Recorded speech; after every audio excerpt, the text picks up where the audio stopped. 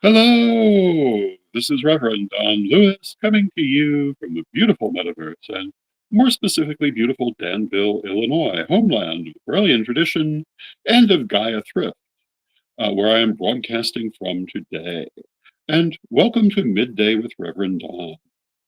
And as you know, if you follow Midday with Reverend Don, you can type your questions or comments directly into the chat room, and they will show up here on my screen. Pardon me. I hope that you're having a wonderful day. And I think that I probably will be coming to you from Gaia Thrift on Fridays in the future. Pardon me. But today, I'm not going to be doing a showcase of items, as I sometimes do, because we have that economic blackout going on, and we don't want to interfere with that. But I thought today I would talk about the things that I talk about. My question for you, if you're a follower of Midday, and hello to Reverend Mary in the chat room, is what do you like for me to talk about? What do you prefer for me to focus on?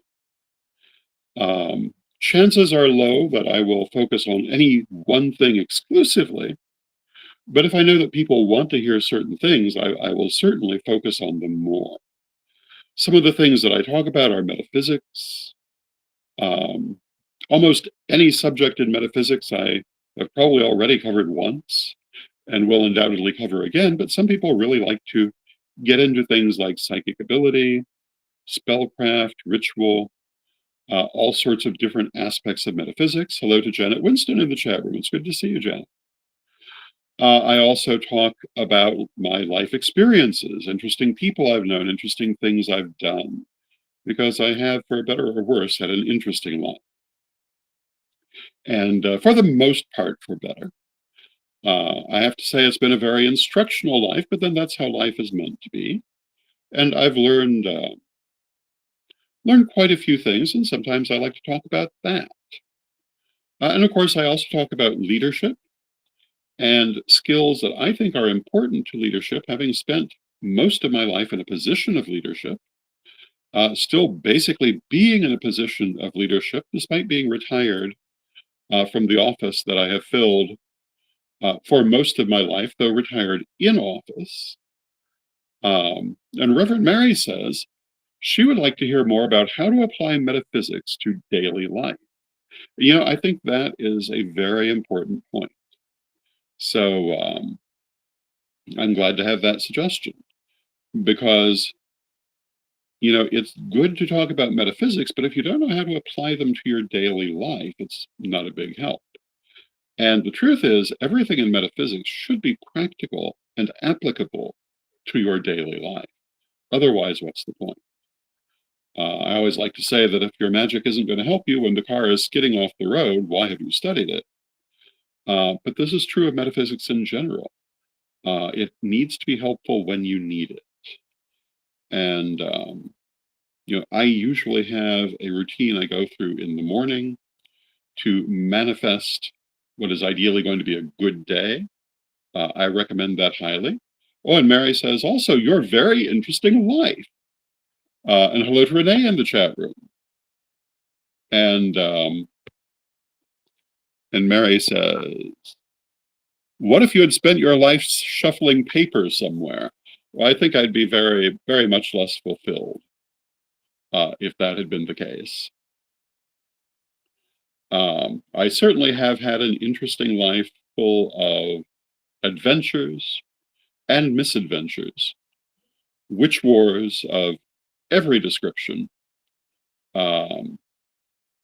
Renee says, I want to hear more spellcraft. And so, yeah, we can talk more about that as well. And hello to Reverend Michael in the chat room. So all of these are interesting topics. And, you know, I've been known to say, I think I've said recently that when I sat down to write the Correllian degree materials, and for those of you who are not familiar, I spent most of my life as first priest of the Correllian tradition. I'm still one of the first priesthood of the Correllian tradition, though I'm now retired in office. And in that capacity, I wrote the first standardized teaching materials for the tradition, drawing upon what we normally taught and expanding. And in writing about spellcraft, my goal was absolutely not what so many people do, providing a cookbook of spells, but rather talking about the principles behind spellcraft, different ways of doing spells. Because in truth, the ways are endless. This is true for divination as well. It's true for anything, I think really anything in life, but certainly anything in magic, that there are as many ways to do it as you can think of, and probably some you won't think of. And someone somewhere has already done this. And studying as many different ways of approaching manifestation or spell work as you can is, in my opinion, the best education for how to do it, not just learning one way. Now, of course, there are going to be certain ways that will fit with you better than others. I certainly have some that I will tend to treat as my go-tos, that I use more than others, but not to the exclusion of others, and certainly not to the exclusion of knowledge about others. I was very fortunate in my career that I started out in the pagan press. Very early, I began doing illustrations and writing for numerous pagan magazines in the 1980s. And a lot of these came from very different points of view, and they showcased a wide range of information on spellcraft and herbalism and mythology, etc., which added to my already wide-ranging studies. And, I am a great believer in the idea of having a wide breadth of knowledge. And I am not a fan of the idea of purity or knowing just a few specific things. I think that you cheat yourself greatly when you do that. And I think that the more you know, the better off you're going to be. The more you can draw upon in your practice, the better off you're going to be. And I vehemently oppose the attitude of recent years to keep the carrots away from the peas. I think that it's good to draw from everything, not just from any limited source. Doesn't necessarily mean you have to practice everything, but to know about it, I think, is very important. And I think very often we see people who have pursued a more narrow path who, when expressing opinions about other people's paths, show that they know nothing outside of their own background, which is not good. I think the more you know, not only about what you do, but about what other people do, the more you can understand them, the more you can work with them, the more we can come together when we need to. And I just think that that is for the benefit of everyone. Um, so what I'm hearing is that people would like to hear more about practical metaphysics, more about spellcraft, maybe more about my life. And this is what I was asking for. What I'm not hearing is politics and leadership, which I'm not going to necessarily give up talking about, but maybe I'll talk about it less. Because I think the important points have already been made anyway. And I think that one of the things that has been a problem in the metaphysical community is that there are people who use metaphysics to enrich their lives, but there are also people who use metaphysics as a form of escapism. and allow it to form kind of a fantasy world around them. I do not consider this a good thing. That's why I tend to focus on practical metaphysics. How do we apply this in our lives? How do we make our lives better? Um, you won't hear me talking a lot about um, some of the more fantastical elements, although every now and then. And Mary says, politics and leadership are good too. So yeah, we may continue to have that. And Daniel says, yes, it should be integration. And yes, absolutely. I was raised with the idea of the Renaissance person, the person who studied everything and integrated all of it into their lives. And this is being the ideal of how you should be. And I still hold that point of view. In a lot of ways during my lifetime, I've watched society move from um, something resembling the Renaissance into something more resembling the Reformation. And I'll tell you, the Reformation is a terrible time in history, a terrible time with terrible people. And I look around and I see a lot of terrible people doing terrible things now. The only good thing I can say is that the Reformation led ultimately to the Age of Enlightenment, and hopefully that will be the case again. And Renee says more tarot meanings. So that's something we could do also. I think in the past, I've gone through the stories that are embedded in the tarot, but maybe that would be a good subject for a show in the future here. In my point of view, the tarot is a visual scripture that talks about the nature of incarnation, the nature of the soul, the nature of deity, as well as many aspects of life, in the way that it is laid out, totally separate from divination. And talking about that might be useful.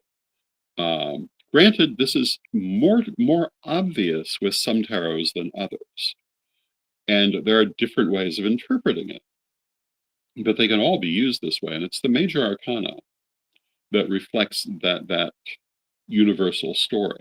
The major arcana follows the journey of the fool, who represents deity or the soul, depending on how you look at it, or both, in their journey through physical existence and incarnation, and back to basically where they began, as pure spirit. And it's a fascinating thing to look at. The tarot of Hecate in particular was laid out specifically to tell this story. The Rider-Waite-Smith tarot and all of its 1,000 clones basically tell this story in slightly different terms. And I would argue that traditional tarot tells it also. Daniel says, I think discussing tips of integration would be nice topics. And I think that probably would be. And so let me take a moment and talk about spell work and integrating it into daily life. And the difference between spell work and manifestation is basically semantic. But the way that people use the terms, spell work is usually more external, manifestation is more internal, but they're both to do the same thing, to focus your will to produce a certain effect. The nice thing about simple spell work is that it can bypass your blockages more easily. No matter how long we work in metaphysics, we tend to have blockages. And those blockages come from our emotional reactions to things. And it's perfectly normal to have them. It's part of our shadow. And as long as we live, we have a shadow. We build that shadow. We may spend years clearing our shadow, but there'll still be more because every event can potentially create a new part of it. And those are the parts that we don't recognize. the things that cross our wires. Famous example is the person who wants a particular job, but in their heart, they don't believe they can have it, or to put it another way, in their shadow, they don't believe they can have it. And until they clear that crossed wire, they won't be able to get it no matter what they do magically. That's what blockages are about and why it's important to clear them. Working to clear our blockages is one of the main things, in my opinion, that we do in metaphysics, at least if we're doing it well. But as we're going through life, we've got them. And sometimes we need to use techniques that help us not to sabotage ourselves because of our pre-existing expectations, our hopes, and our fears. And simple spellcraft can be a very good way of doing that, because spellcraft, for the most part, does not work with the mind. It works with the higher self. It bypasses the thinking part, which is often where the shadow manifests. Not always, but often. So, for example, if you're going to an important meeting and you want a very good outcome from it, a very simple little spell is to have a sugar packet like you might get at a restaurant, and to open this and spill it out along the path as you're walking to the building where your meeting is, to sweeten the experience. Logically, it has no meaning, but magically it can be very effective.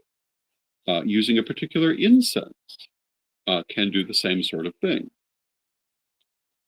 All kinds of simple little things. Oh, and Daniel says, metaphysics on Main Street. I think that's a very good point. And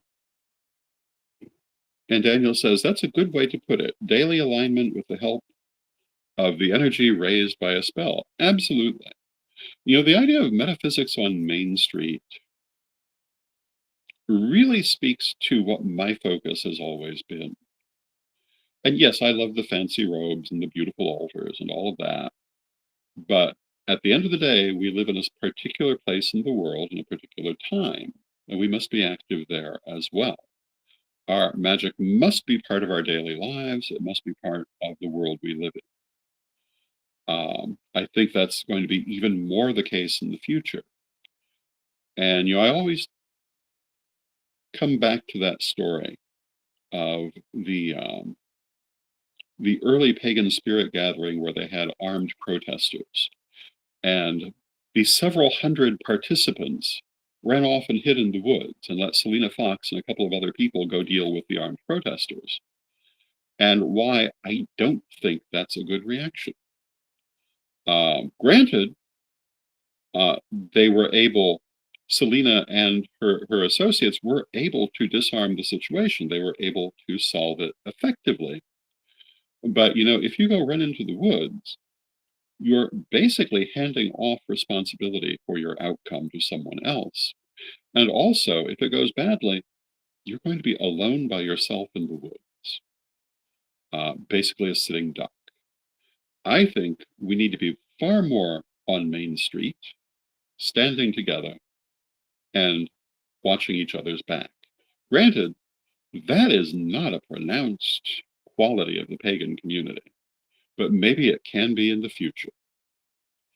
The one thing I will say about the current developments in the world is it gives us a chance to realign our community, to rebuild it in certain ways, more practical ways that will allow us to be more effective in the future. So when we talk about our metaphysics being more effective in our lives, our spirituality also needs to be more effective in our lives. Our community needs to be more effective in our lives. And it all comes down to being effective in our lives.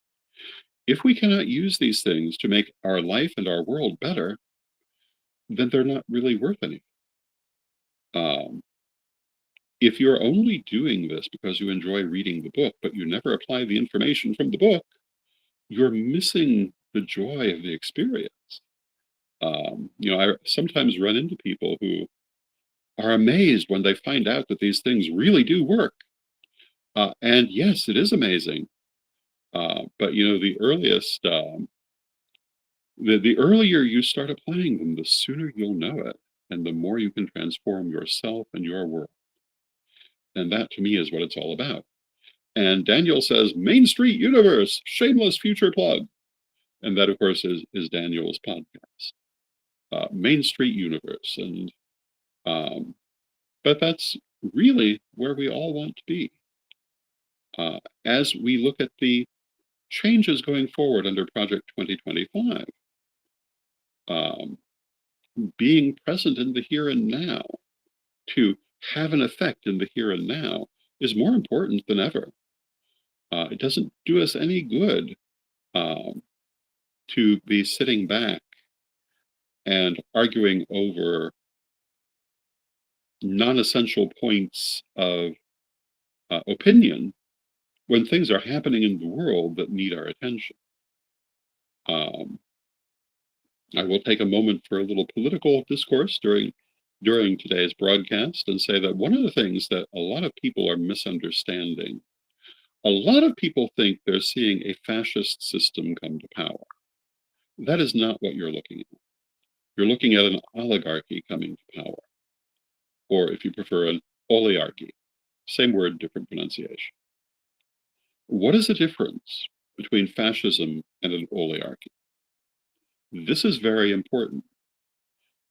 Fascism is when government and business works together under the direction of the government, and business must conform to what is required. Oligarchy is when government and business work together under the direction of the oligarchs. It's what we saw in Russia 30 years ago, 20 years ago. That's the system that we're watching come into power. And where it goes remains to be seen. But it's a very different thing from fascism. And it's important as we look at this that we not be adjusting our attitudes to the last war, but to the future, to the present, and to things we're actually looking at. And both the risks and possible benefits are very different when we're talking about an oligarchy versus fascism. And hello to Harold in the chat room. And Harold says, love you, Don. Thank you, Harold. Always love your wisdom. And hail to the matriarch. Thank you, Harold. It is important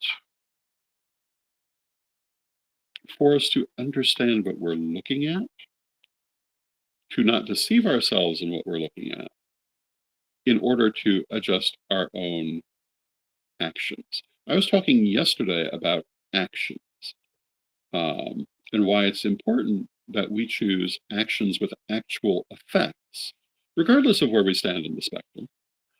I'm not going to tell you what you should believe. It should be probably obvious what I believe, but whatever you believe, choose actions that are effective and advance your goals. I'll tell you something you probably don't expect that I believe, and that is that I believe that regardless of what's happening, there are always ways to move forward and take advantage of situations. And I have my eyes always on what can be potentially beneficial. And I think we need never to let ourselves be psyched out by the idea that the sky is falling and nothing can be done. I have often been in situations where it felt like the sky was falling. Many of you watched me go through one just a couple of years ago, where for a little while it felt like the sky was falling. But here we are 2 years later, the sky is perfectly fine. I'm going on just as I always have, and the forces of chaos have basically simply disappeared because they had nothing of their own. I find that if you push on through, if you keep on grinding, you will find your way and you will build a good future. And that's my message, I think, always. And we can do that through practical application of our metaphysics and through practical application of action. And in the end, it all comes down to practical application. And Lady Crystal, my cousin and teacher, to all intents and purposes, my older sister, she studied for a time with the bear tribe. And she studied with many, many different people. She studied with the frosts. She studied with many, many different systems. Because like myself, she believed you learn everything you can. The bear tribe had a saying, and that is, if it does not grow corn, why are you doing it? And that means that if what you're doing has no practical purpose, it's a waste of your time. It has to have a way to benefit, to be worth your attention. That could be many, many, many different things, but it must be there. And Daniel says, to be strong enough to survive regardless of the system, to make our own little systems. Well, that's it, isn't it? That's where we're at. And I think what we're going to see for our community is that we will not be able to be dependent on external forces as we've sometimes been, but we need to build our own abilities much stronger than they have been. And those of us who pay attention to that will, in the end, come out of this all right. And with that, it's time for a word from our sponsors. And being on the phone, it takes me a few minutes longer to call up the sponsors. But we love our sponsors, and here we go.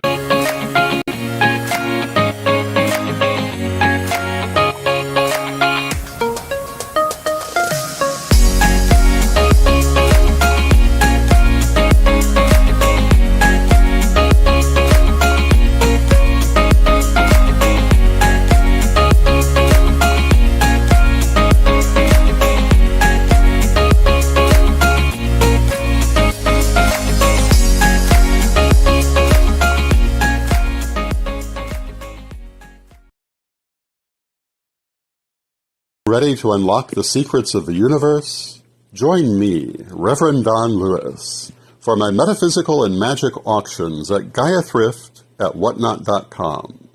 Discover fascinating artifacts, mystical crystals, and rare and unusual books that could change your life. Don't miss this chance to bring a little magic into your world. Rev Don's Metaphysical and Magic Auctions, where the extraordinary can become yours.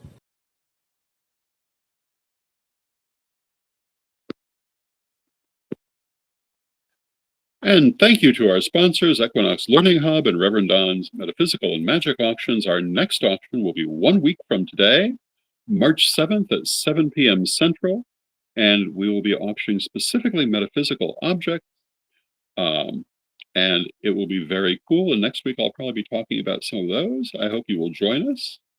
And we had originally scheduled that auction for today, but as you know, there is an economic blackout campaign for today, and we thought it would be better to not do it today.